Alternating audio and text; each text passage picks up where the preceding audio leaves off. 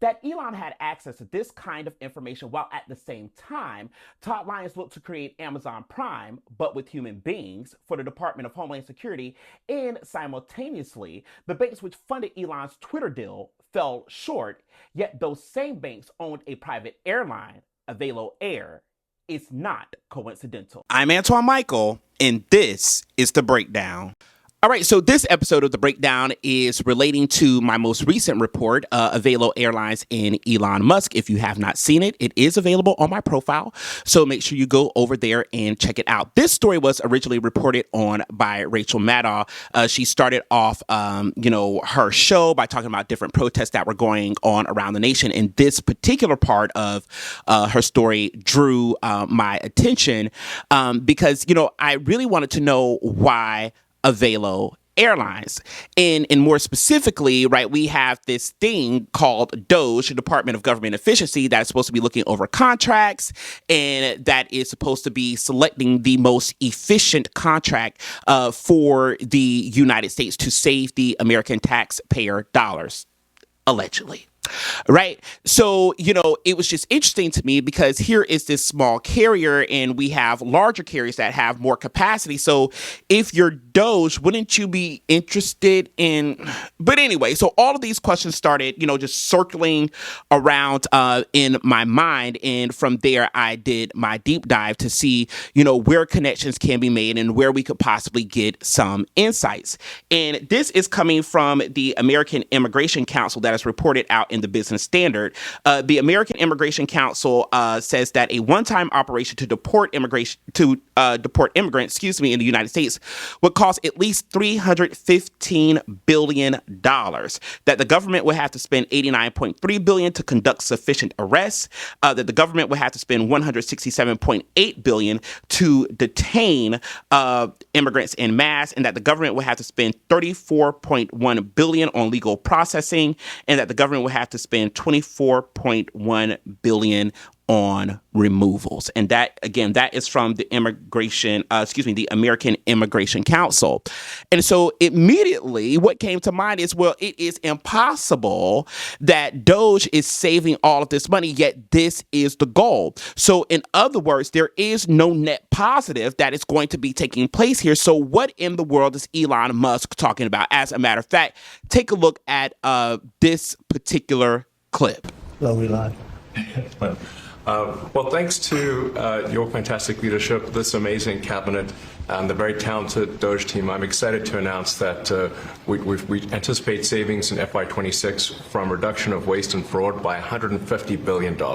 Now, if we take into consideration what Elon Musk is saying here, that Doge is going to save $150 billion over against what the American Immigration Council is saying about the cost of deportation and mass arrest in excess of $300 billion, then Doge is already operating at a net loss. Okay, so that's even before we can get to the fact that critical parts of the economy and the people that are responsible for producing those parts of the economy, right, are being forcefully removed.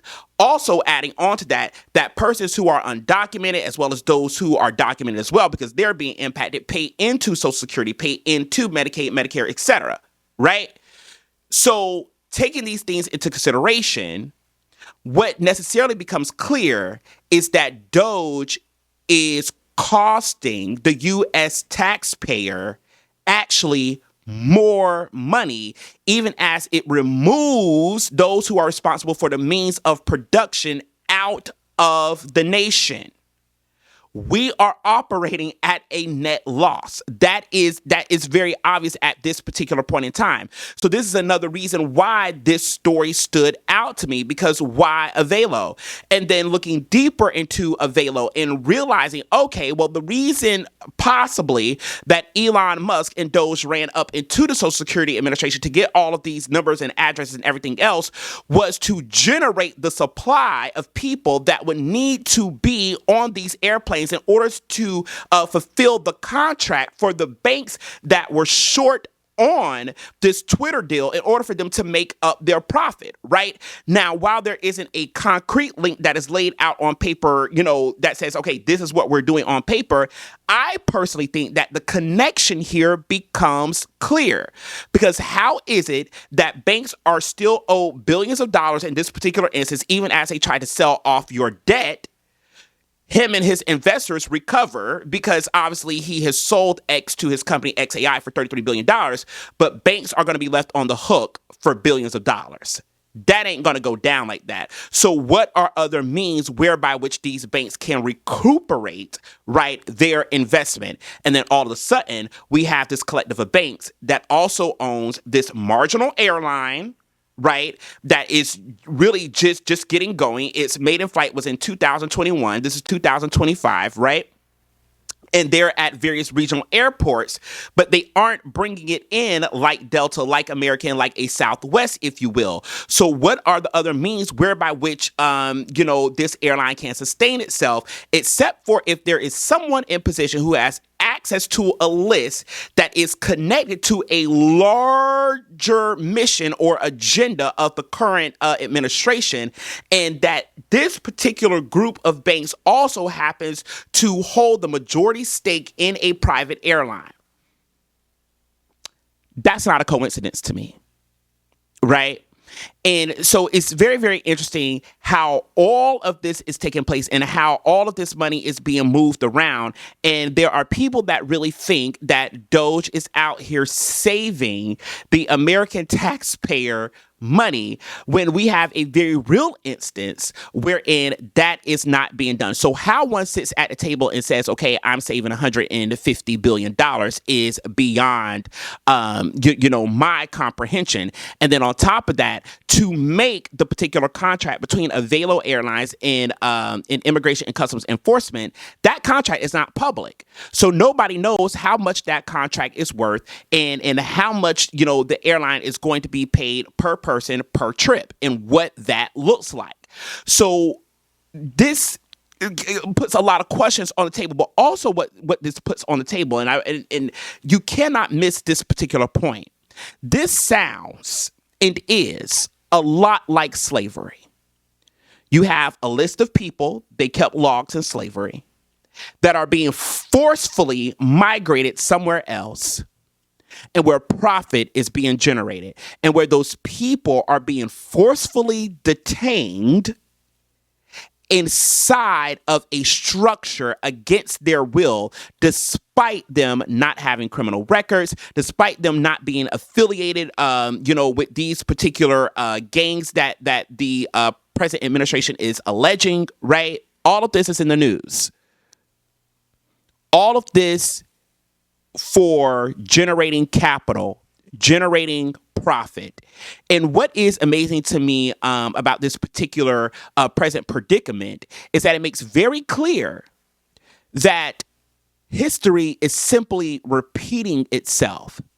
That how is it that people are being swept up off of the streets, placed in a temporary holding place, shipped somewhere else, and then forcefully detained there, right? While a profit is being made. What does that sound like to you? It sounds like the 1600s to me, the 1500s, the 1400s, right? And this is another point to make here, right? That in the United States, please stop saying that slavery started in 1619. That is because we privilege the history of Jamestown. Please understand that St. Augustine, Florida, utilized enslaved labor.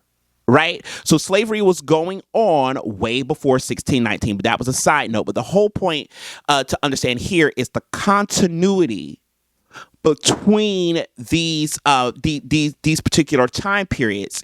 And so when we say things like "Make America Great Again," hello, somebody. The point here is being made clear. So the larger project of the nation state that Kristen Noem, Marco Rubio, Tom Homan, Donald Trump, and others are involved in here, Todd Lloyd, Elon Musk, becomes readily clear as to what they are doing.